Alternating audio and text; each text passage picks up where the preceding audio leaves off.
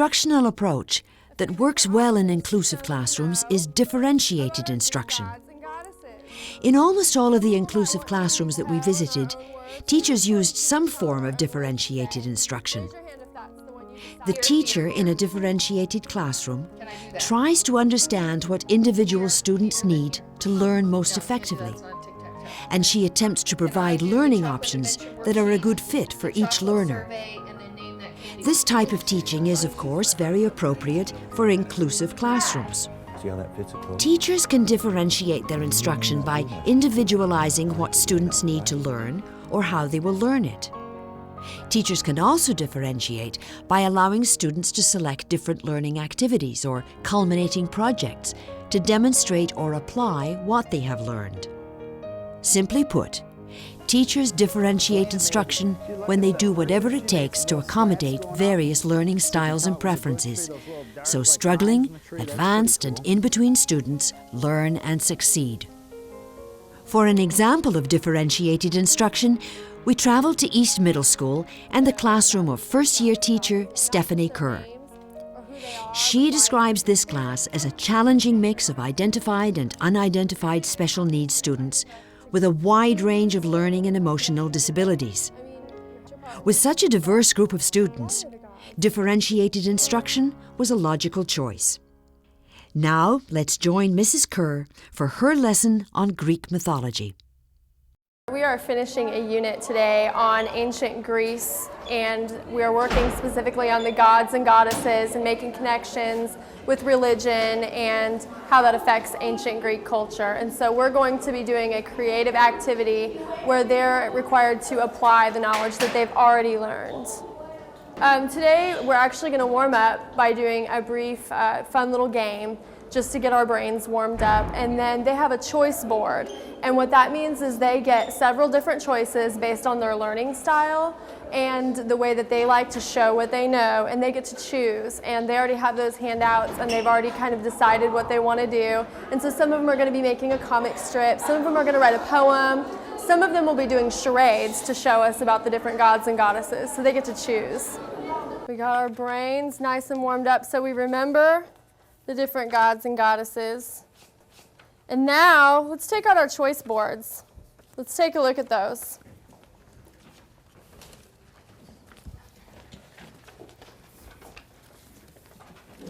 And we get a choice here. We have a few different options to show that we know about our Greek gods and goddesses. Some people might want to retell in our own words. Who's going to retell in our own words today?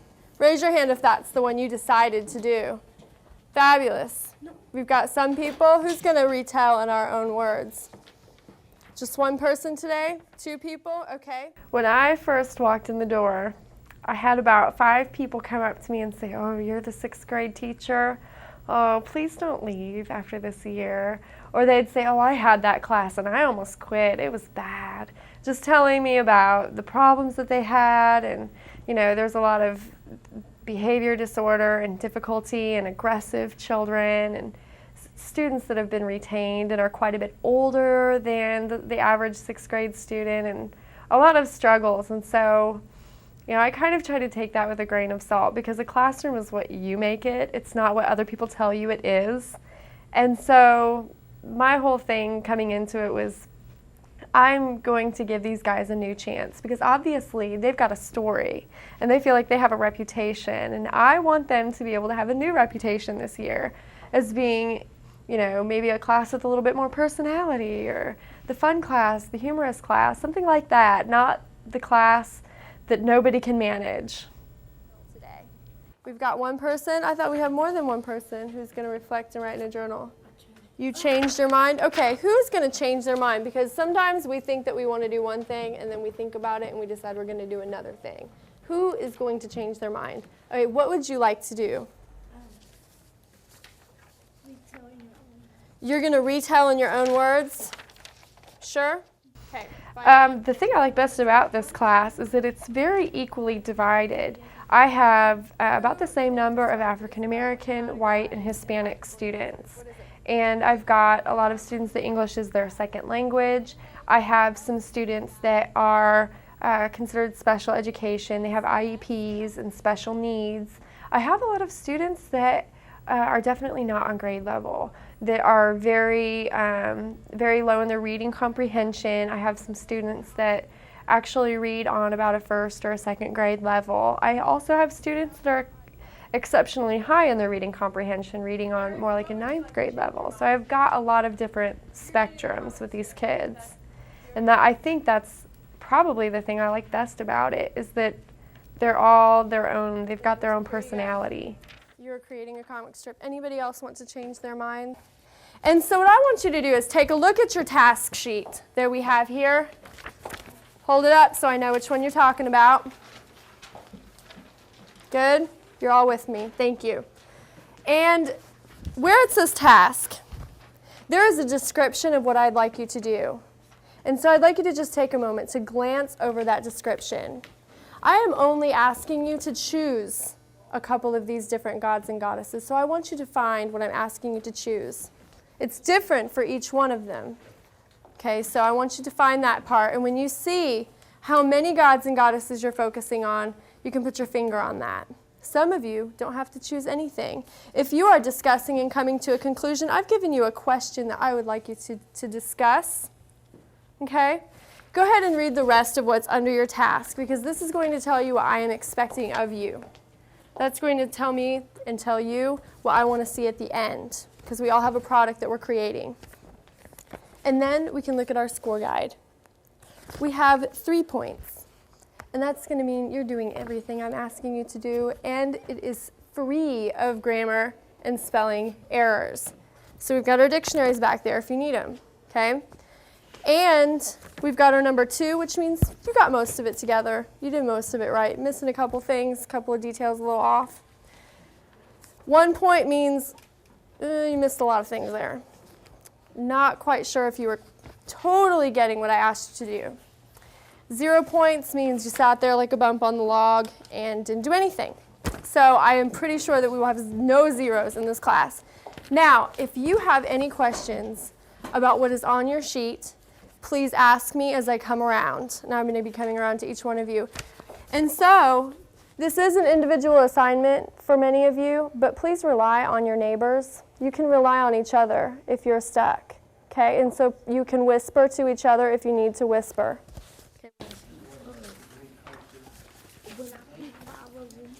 I do have to make quite a few accommodations for my special ed students, especially in regards to reading comprehension and writing. I find that those are the areas that they tend to struggle in the most. All 3 of my special ed students require accommodations mostly in communication arts. So it's that area. Of course, every discipline contains aspects of communication arts. So I do find that I make quite a few modifications. Length and requirements they tend to struggle with, so I like to chunk their assignments. They get extra time. Sometimes if it's not hitting, for some reason I'm getting that they're not with me on it, I'll just stop. I'll just say, you know, what should I do here? What do you think? Tell me what you think I should assign you.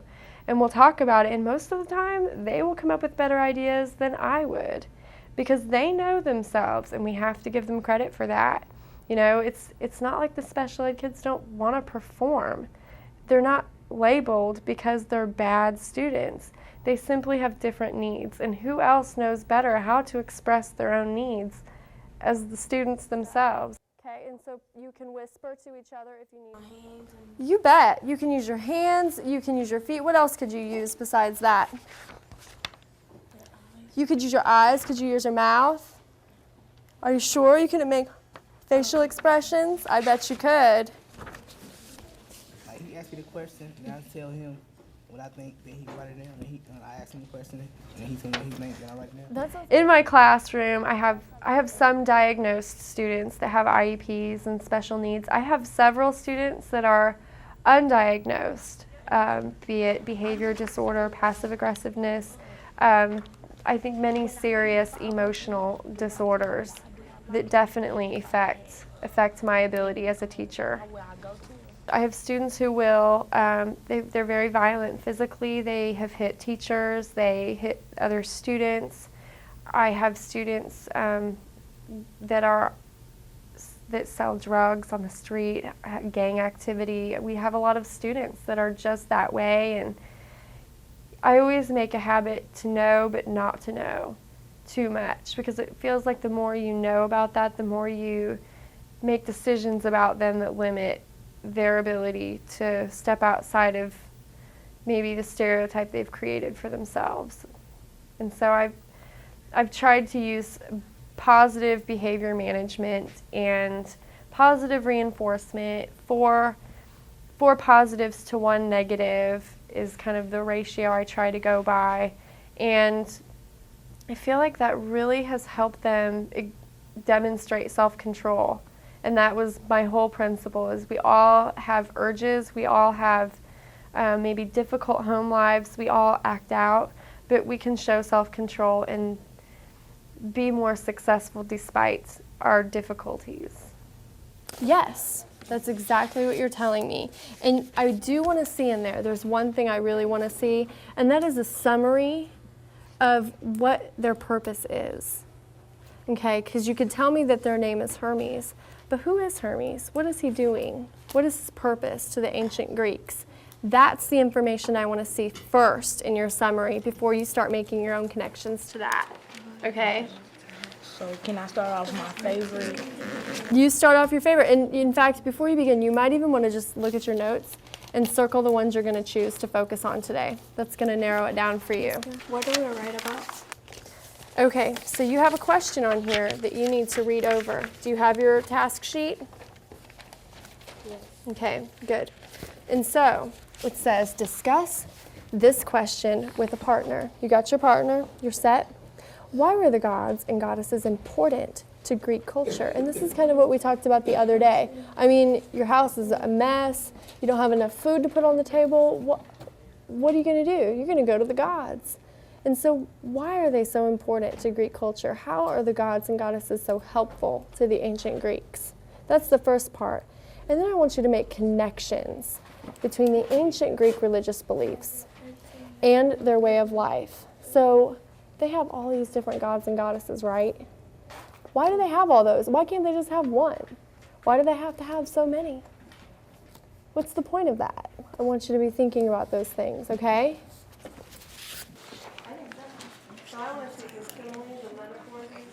That is awesome. So do you see, because that's exactly what you need to be doing, if you could give me a couple more lines, because I don't believe that I gave you a limit to how much you should write on each one, but I do want to have probably about 5 lines, about 5 sentences each, okay?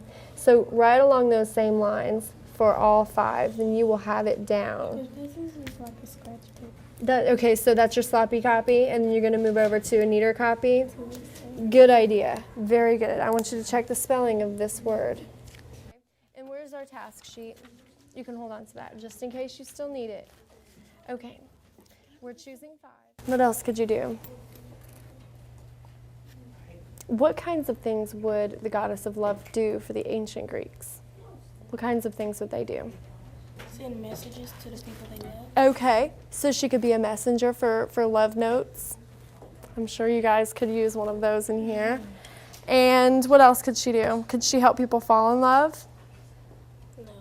Are you sure about that? She couldn't help people fall in love? She couldn't say, I think these two need to be in love. I mean, I know that's Eros's job too. Yeah, that's why. Okay. So can we think of maybe things along that line? Okay, you could even ask for volunteers. But remember, it's all got to be without words. Okay? So can I ask for a volunteer without words? That's something you'll have to think about.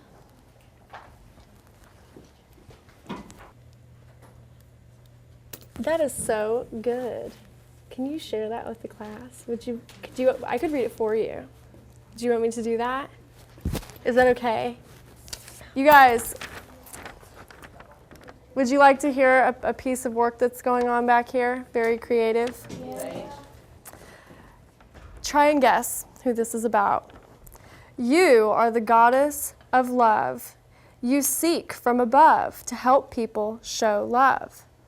You are kind of like Eros, but you're a better hero. You don't make people fall in love, you show love. Oh. Ooh, that's cute. Who is that? Who? You bet, Aphrodite. And I liked how she completely explained Aphrodite without even saying her name. She didn't even have to use Aphrodite's name. We got it based on the figurative language that she used. That gave me chills. That was good. Oh, we've got another Maya Angelou over here. Yeah.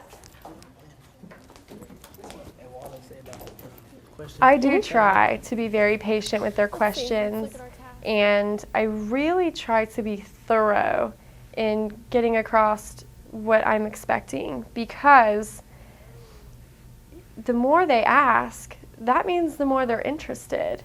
And so I'm patient with it because it's almost a compliment when they ask questions like that. It means they're probing for more information. It means they want to engage. I find it unfortunate when teachers shut down the more students ask questions. The more my kids ask questions, the more I see, first of all, where I was unclear, and second of all, where they might be interested or want to explore, or maybe they want to go the extra mile. Maybe I was confusing, and I feel that it's so important to get that down, what my expectations are, what their expectations are, and whether or not we understand each other. If they are not on the same page with me, and if I'm not on the same page with them, there's no way learning can take place. There's no exchange of knowledge. And so that, to me, is the most important area to be patient in, because it's going to set the stage for everything else. And it also sets a good climate. It lets them know that I'm willing to do whatever it takes. I'm willing to spend any amount of time. We feel so rushed. We have so many things we have to achieve in the classroom, and taking the time to just make sure it's done right and make sure everybody understands, it's just beyond important. I will take hours on a lesson if I need to, because I know that when we're done, they will have really gotten it. Whereas if I'm speeding through and I'm hurrying them up and I'm cutting their questions off, they're probably not going to get it, and it's not going to stick. Which one are you working on? Okay, and so we have a really good example of a summary for those of you who are doing retell in your own words. Stand up. No, you could just read it from your desk if you'd like. One of my favorite gods is Hermes. I like Hermes because he's the god messenger. Sometimes Hermes was not always treated well because he delivered bad news. Sometimes he was treated nice because he delivered good news. Hermes was the god of delivering news or notes from the gods. Okay, I wanted you to hear that as an example because that was perfect in every way to our writing model. She had a topic sentence, she had a conclusion, she had details, she had examples, and that is exactly what we need to see in everything that we're writing. That is a perfect example. Very good start. Very good.